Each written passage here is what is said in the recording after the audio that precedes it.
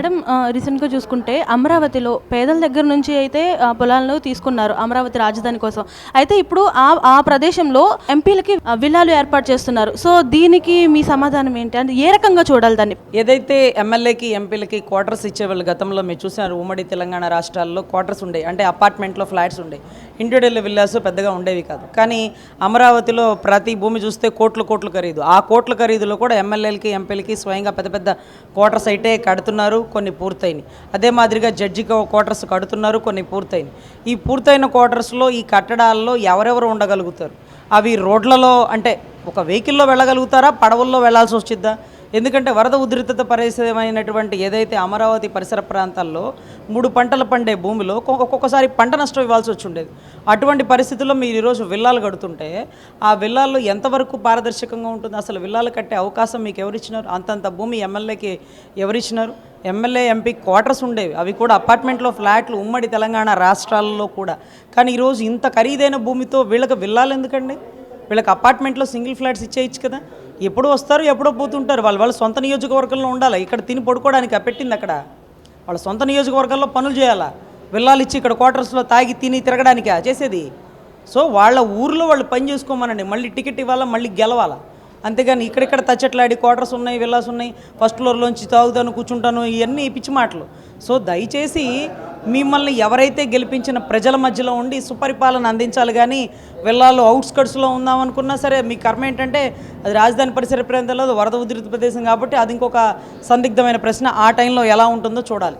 Madam మీరు deputy CM Pawan Kalyan గారికి సపోర్ట్గా ఉన్నారా లేకపోతే యాంటీగా ఉన్నారా? అంటే మీ మాటలను బట్టి అయితే కొంచెం ఆయనకి వివాదాస్పదంగానే అనిపిస్తున్నాయి అంటూ కూడా కొన్ని కమెంట్స్ వస్తున్నాయి. సో అసలు ఏంటి దాని మీద ఒక క్లారిటీ ఇవ్వండి.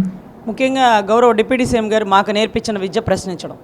ప్రశ్నించేవాడు ఎంతటి వాడినైనా ప్రశ్నించండి, సెంటర్లో ఉండే మోడీ గారినైనా ప్రశ్నించండి. తప్పు ఎవరు చేసినా మీ రక్త సంబంధికులైనా దూరం పెట్టండి, మీ రక్త సంబంధికులైనా తప్పు చేస్తే దూరం పెట్టండి.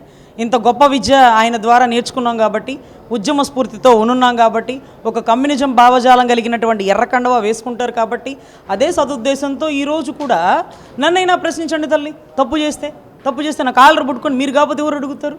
తప్పు చేస్తే పవన్ కళ్యాణ్ తల కూడా తెగిపడేంత చట్టాలు రావాలని నేర్పించినటువంటి ఆయన విద్యనే అవసరమైన పట్లన ఆయన ముందు వాడుతున్నాం. ఎందుకంటే ఈరోజు మెడికల్ కాలేజీల ప్రైవేటీకరణ ద్వారా ఎంతోమంది పేదలకి మెడికల్ కాలేజ్ నుంచి అంటే ఒక వైద్యం దూరం అయిపోతుంది. ఇది ప్రశ్నించినాం.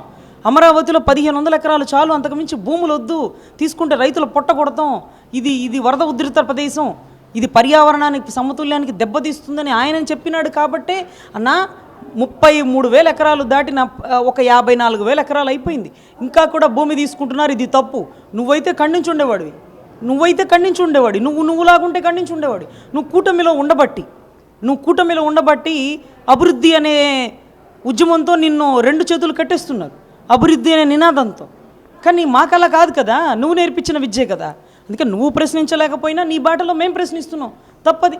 3 పంటలు పండే భూమిని ఇంత భూమి తీసుకున్నారు చాలు, ఇది డెవలప్ చేశాక ఇంకా భూమి తీసుకోవాలా, ఇది డెవలప్ చేయకుండా ఇంకా భూమి తీసుకున్నాం అంటే రైతులు పొట్ట కొడతారా? ఈరోజు ఎంతమంది రైతులు ఊరేసుకునే పరిస్థితి వస్తుందండి? ఎంతమంది కౌలు రైతులు చనిపోతున్నారు? ఏటేటా వీళ్ళకి ఇచ్చే కౌలు ప్రభుత్వం మీద ఎంత భారం అవుతుంది? ఇప్పటి వరకు 54,000 ఎకరాలు వాళ్ళకి ఇస్తున్నాం. ఇకపోతే ఇంకా లక్షల ఎకరాలు తీసుకుంటామంటారు. మొత్తం కలిపి 1,00,000 ఎకరాలు కావాలంటారు. అదైతే మున్సిపాలిటీ అంటారు, ఇదైతే వాటికన్ సిటీ అంటారు. ఏంటో ఈ పిచ్చి మాటలు దయచేసి మీరు గ్రహించండి. మీరు ప్రశ్నించే ధోరణిలో మామూలుగా అయితే మీరు ప్రశ్నించి ఉండేవాళ్ళు. కొన్ని ఇబ్బందులు, కొన్ని కూటమి ధర్మాలతో మీరు ప్రశ్నించలేకపోతున్నారు. మీరు చేసిన తప్పుని కూడా మేము ప్రశ్నిస్తాం. మీరు చేసిన తప్పు ఏంటంటే మీరు ప్రశ్నించకపోవడమే మీరు చేస్తున్న తప్పు. మీరు కమిటీల్లో లేకపోతే క్యాబినెట్లో మీరు ఖచ్చితంగా ప్రశ్నించాలా, ఇది కరెక్ట్ కాదు, పేదలకు వైద్యాన్ని దూరం చేయకండి, అమరావతిలో ఇక చాలు భూములు అంతకించి సంగ్రహించకండి, లూలు మాల్ సెంటర్లో పెడితే ఒక ఆర్టీసీ బస్టాండ్ దెబ్బతింటుంది, లేకపోతే వాళ్ళ భూములు కలెక్ట్ చేయకూడదు, ఇంత కోట్ల ఖరీదు భూములు ఎందుకు, ఇవన్నీ కూడా మీరు ప్రశ్నించాలా. కొన్ని ఇబ్బందుల వల్ల మీరు ప్రశ్నించలేకపోతున్నారు, కానీ మీ బాటలో వెళ్ళి మేము ప్రశ్నిస్తాం.